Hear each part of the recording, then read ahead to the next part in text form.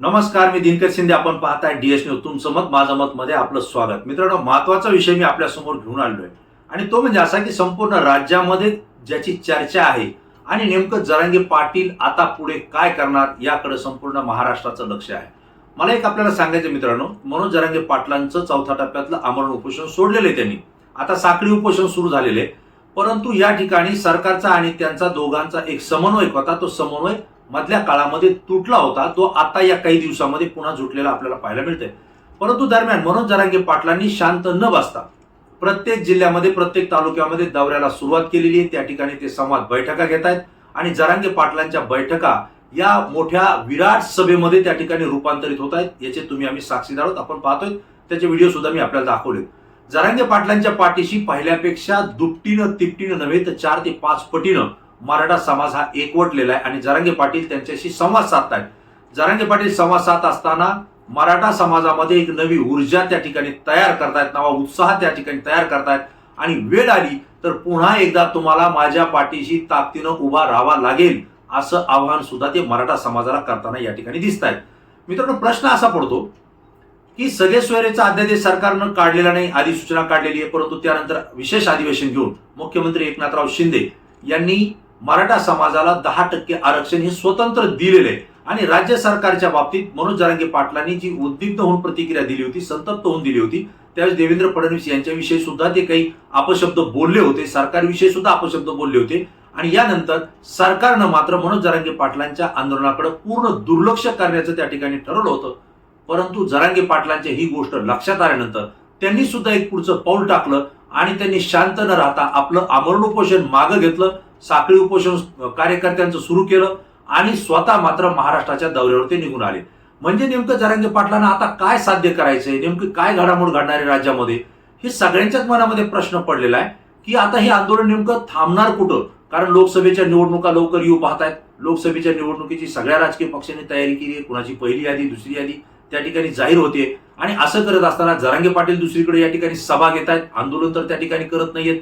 मग हे सगळं करत असताना शासन सुद्धा त्यांच्याकडे दुर्लक्ष करत आहे. मग हे नेमकं शेवट याचा काय होईल, याचा म्हणजे निर्णय आणि पर्याय शेवटचा काय निघेल, हा सगळ्यांच्याच मनात प्रश्न आहे.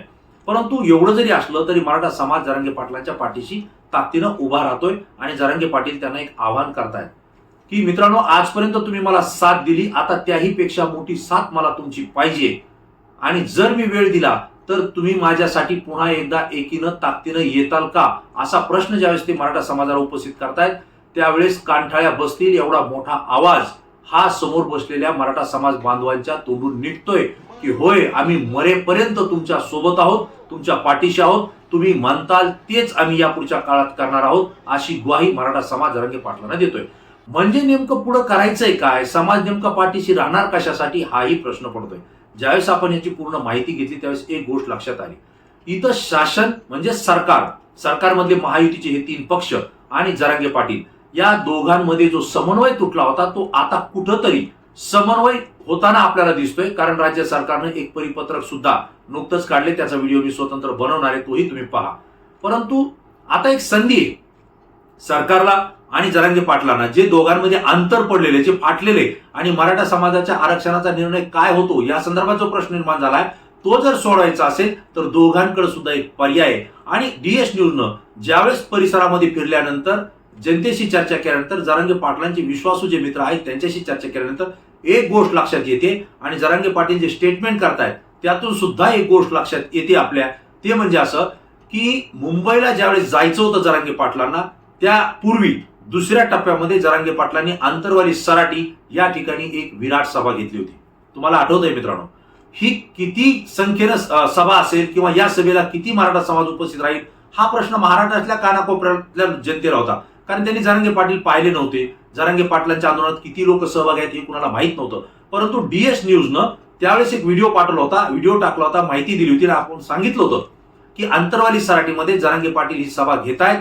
या सभेला 1.5 ते 2 कोटीच्या आसपास मराठा समाज बांधव उपस्थित राहण्याची शक्यता आहे. मित्रांनो, पोलीस प्रशासनाला सुद्धा अंदाज आला नव्हता, शासनालाही अंदाज आला नव्हता आणि जरांगे पाटलांच्या या सकल मराठा समाजाच्या मोर्चामध्ये जे पदाधिकारी काम करतायत त्यांनाही अंदाज नव्हता. परंतु जरांगे पाटलांशी आम्ही ज्यावेळी चर्चा करत होतो ते 100% खात्रीने सांगायचे की जवळपास 1 कोटीच्या आसपास मराठा बांधव येतील असं मला वाटतं. आणि आपणही अंदाज सांगितला होता 1.5 ते 2 कोटीच्या आसपास येतील. आपण पाहिलं की महाराष्ट्रात एवढी विराट सभा कुठेही झाली नाही तेवढी आंतरवाली सराटीमध्ये झाली आणि त्याच वेळेस सरकारला या आंदोलनाची दखल घ्यावी लागली. हे आवर्जून आपल्याला सांगतोय. आणि आता जे जरांगे पाटील मराठा समाजाशी बैठका घेत आहेत, संवाद घेत आहेत, सभा घेत आहेत, त्यावेळेस ते सांगतायत की तुम्हाला एकत्रितपणे मी आवाज दिल्यानंतर यावं लागेल. याचा अर्थ असा आहे की 10 मार्च पर्यंत म्हणजे 9 ते 10 मार्च पर्यंत जरांगे पाटलांनी सरकारला अल्टिमेटम दिलेला आहे की तुम्ही जो सगळे सोयरे अधिसूचना काढलेली आहे तिला अध्यादेश काढून कायद्यात रूपांतर करा आणि मराठा समाजासाठी सगळे सोयरेचा कायदा तुम्ही लागू करा. आता त्यासाठी विशेष अधिवेशन घेण्याची गरज नाही, कारण ती दुरुस्ती आहे. म्हणजे अधिसूचना जी काढलेली मसुदा तयार केलेला आहे ही कायद्याची दुरुस्ती आहे आणि या दुरुस्तीसाठी अधिवेशन घेण्याची गरज नाही. मंत्रिमंडळ बैठक घेऊन तो अध्यादेश काढू शकतो आणि मराठा समाजाचा सगळे सोयरेचा अध्यादेश काढून त्यांना जे काही सगळे सोयरे असतील त्यांना कुणबीचं आरक्षण देऊन पुन्हा ओबीसी मध्ये ते मराठा समाज येतील असा तो कायदा आहे. मित्रांनो, हे सगळं घडत असताना याच कायद्यासाठी जरांगे पाटील हे आंदोलन करतायत. आणि आता मात्र जरांगे पाटलांना राज्य सरकारकडून तो कायदा मंजूर करून घ्यायचा आहे आणि लोकसभेच्या निवडणुका लागणार असल्यामुळे आचारसंहिता सुद्धा लागणार आहे. त्यापूर्वी हा निर्णय होणं गरजेचं आहे. म्हणून जरांगे पाटलांनी 9 ते 10 मार्च पर्यंत सरकारला अल्टिमेटम दिलाय की तोपर्यंत तुम्ही निर्णय घ्या, नसता 10 तारखेच्या नंतर आम्ही आमचा निर्णय जाहीर करू. मित्रांनो, डीएस न्यूजच्या माध्यमातून आपण माहिती घेतल्यानंतर असं समजतंय की जरांगे पाटील हे महाराष्ट्रामध्ये पुन्हा एकदा एक विराट सभेचं आयोजन करण्याच्या तयारीत आहेत. एक मोठी सभा, ही एवढी मोठी सभा असेल की आंतरवाली सराटीमध्ये जो मराठा समाज आला होता त्यापेक्षा कित्येक पटीनं राज्यातल्या कानाकोपऱ्यातून मराठा समाज बांधव हे एकत्रित येणार आहेत आणि त्यांची विराट सभा घेण्याची तयारी, विचार, मनसुबे आणि नियोजन हे जरांगे पाटलांच्या मनामध्ये आहे. त्या पद्धतीनं ते आपली रणनीती आखतायत. मित्रांनो, मुंबईच्या दौऱ्यामध्ये सुद्धा आपण सांगितलं होतं की 1-2 कोटीच्याही पुढं मराठा समाज हा मुंबईकडे जरांगे पाटलांच्या पाठीशी जथ्यानं जाणार आहे, दिंड्या काढून जाणार आहे आणि अगदी तंतोतंत ती माहिती त्या ठिकाणी सत्य निघाली होती. आणि पुन्हा एकदा आपल्याला सांगतोय की जरांगे पाटील 10 मार्चच्या नंतर जर सरकारने सगळे सोयऱ्याचा अध्यादेश लागू केला नाही किंवा निर्णय घेतला नाही तर मराठा समाजाची राज्यामध्ये सगळ्यात मोठी आणि विराट सभा ते आयोजित करणार आहेत. त्यामध्ये तरुण तरुणींपासून ते वयोवृद्ध माता पित्यांसह मोठ्या संख्येने तरुणी वर्ग ही त्या ठिकाणी सहभागी होणार आहे. यामध्ये मराठा समाजाचे सगळे अधिकारी असतील, पदाधिकारी असतील, वेगवेगळ्या क्षेत्रामध्ये काम करणारे जे मराठा समाज बांधव असतील हे सगळेच्या सगळे या सभेला उपस्थित राहा असं आवाहन जरांगे पाटील करणार असल्याची माहिती आपल्याकडे मिळते.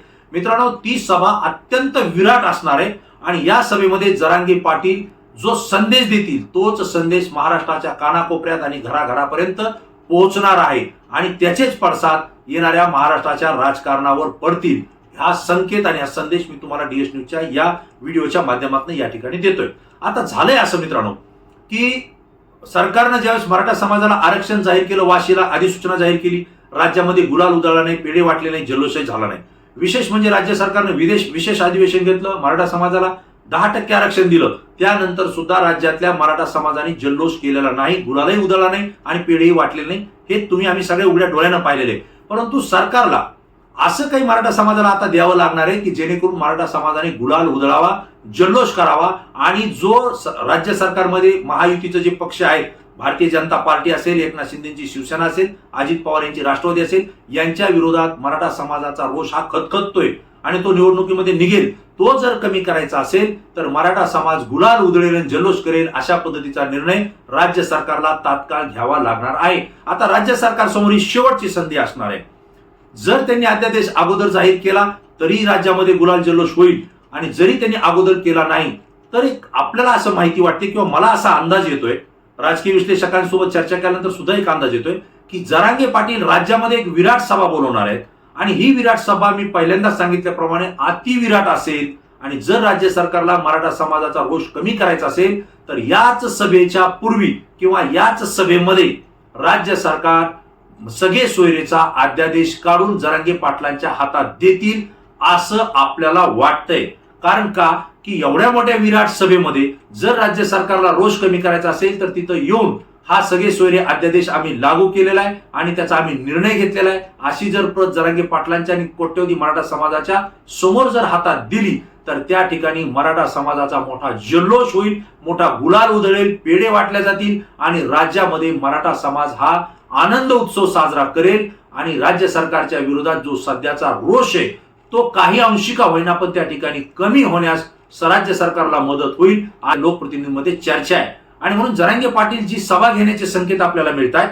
मित्रांनो, आपण सुद्धा सभेला बरेच जण उपस्थित आहेत, तिथं सुद्धा ते बोलताना म्हणाले की अंतरवाली सराटीमध्ये जी सभा घेतली तशीच एक किंवा त्यापेक्षा मोठी सभा एक वेळेस महाराष्ट्रात घेऊन आपल्याला राज्य सरकारला आपली ताकद दाखवावी लागेल. म्हणजे त्याचा अर्थ असा की ही ताकद जर एकत्र आली, एका ठिकाणावर आली, एका जागेवर आली तर जरांगे पाटील आपला संदेश त्या ठिकाणी देणार आहेत.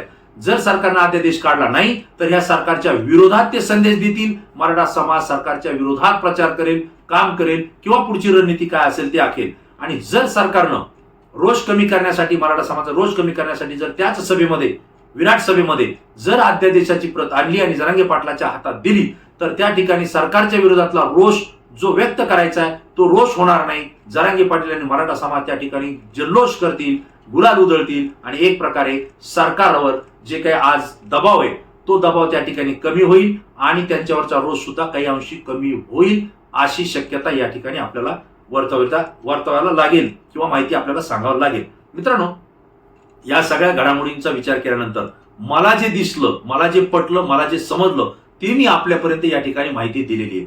तुम्हाला काय वाटतं की जरांगे पाटील 10 मार्चच्या नंतर राज्यामध्ये विराट सभा घेतील का आणि या सभेला किती मराठा समाज बांधव उपस्थित राहतील? या दोन्ही प्रश्नाचं उत्तर मला तुमच्याकडून पाहिजे. आणि त्यासोबतच सरकारला आपली नाचक्की वाचवायची असेल, जर सरकार पाडायचं की ते तरवायचंय, म्हणजे सरकार पडेल की तरेल, हे सगळं जरांगे पाटलांच्या या विराट सभेच्या वरच डिपेंड असेल, अवलंबून असेल. जर सरकारला तरायचं असेल, वाचायचं असेल तर या सभेमध्ये सरकार हे मराठा समाजासाठी सगळे सोयरेचा अध्यादेश त्या ठिकाणी आणेल का, लागू करेल का? तुम्हाला काय वाटतं? आणि महाराष्ट्रामध्ये या शेवटच्या सभेमध्ये लोकसभेची आचारसंहिता लागण्यापूर्वी मराठा समाज जल्लोष करून गुलाल उधळेल का? या प्रश्नाची उत्तरं मला तुमच्याकडून हवी आहेत, कारण तुम्ही संपूर्ण महाराष्ट्रातून येता आणि तुमची प्रतिक्रिया आमच्यासाठी अत्यंत महत्वाची असते, कारण ती अभ्यासू असते. मित्रांनो, पुन्हा नवीन विषय, नवीन मुद्दा घेऊन आपल्या समोर येईल. तोपर्यंत धन्यवाद.